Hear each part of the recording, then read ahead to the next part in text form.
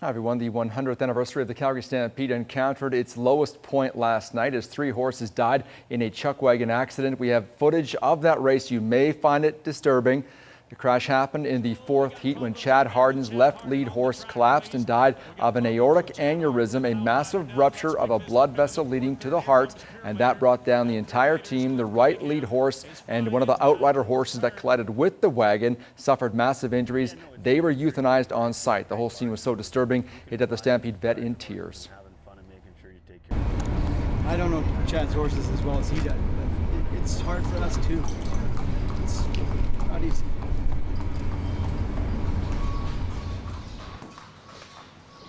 And we'll hear from driver Chad Hardin coming up at 5:30. Have a look now at the top 8 wagons. After 7 nights of racing, there's just 1 night left for drivers to get into the top 8 for semi-final Saturday. All Cowboys want to win, but that doesn't mean you don't want your competitors to do well, too. And that's what we found out about the Saddle Bronc riders at the Calgary Stampede. Glenn Campbell reports. It's another day at the Stampede Rodeo, and the Bronc riders have gathered in the dressing room, hoping to put up a good score, trying to win a round to get 1 step closer to competing for $100,000. And what's a good day for Saddle Bronc riders? What's a good day? When we all get a good score.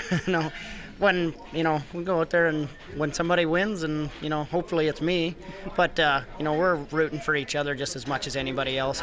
The Bronc riders have a unique relationship. Yes, they compete against each other, but at the end of the day, they're all good friends. Helping each other out is common.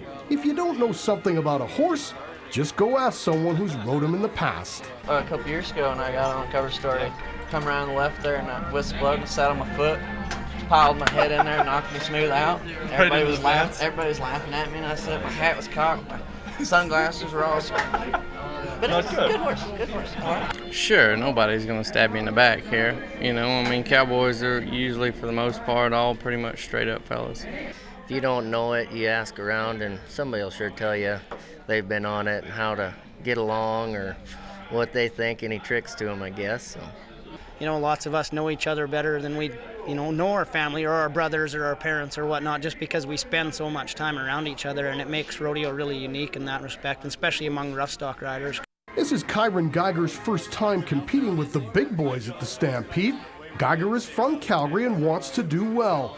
He's not afraid to lean on the veterans for help. The caliber of guys that are in this room riding against them is pretty unreal. I got guys like Jesse Bale. I watched him when I was a kid on the TV. I was like, oh shit. And then here he is sitting here with his saddle too, so it's really neat. And if you can't get enough information about your horse from other cowboys, well, there's always a backup plan. Just ask one of the stock contractors. They talk to me about how much rein to give horses, and maybe if they got any issues in the chute or whatever, and I'll just flat, I'll tell them the truth. So, they'll ask me, and they need to know all they can know about the horses. Calgary Stampeders threw away 2 points, speaking of horses, last night in Montreal. 4th quarter is when we pick up the action. Calgary thought they seized control of this game when John Cornish scored from 5 yards out to make it 32-20 with under 3 minutes to play in this contest. But the Owls began their comeback on their very next possession. Calvillo hit S.J. Green for the 7-yard major. That made it 32-27. An absolute disaster for Calgary on their next possession. Stamps 2nd and 10 from their own 31. Kevin Glenn with just an awful pass that was picked up by Montreal's Gerald Brown. He fumbled the ball, but Montreal recovered at the 1-yard line, and the Owls had to gamble on 3rd down to get the ball across the goal line. Anthony Calvillo with the touchdown pass to Patrick Lavoie. The Stamps blew it. They fall to 1-2 on the season, Jackie. Eskimos in Winnipeg tonight. Okay. Well, coming up next, we've been talking about broncs, and well, we're going to talk about some goats next. Oh, surfing goats. Yes, surfing goats.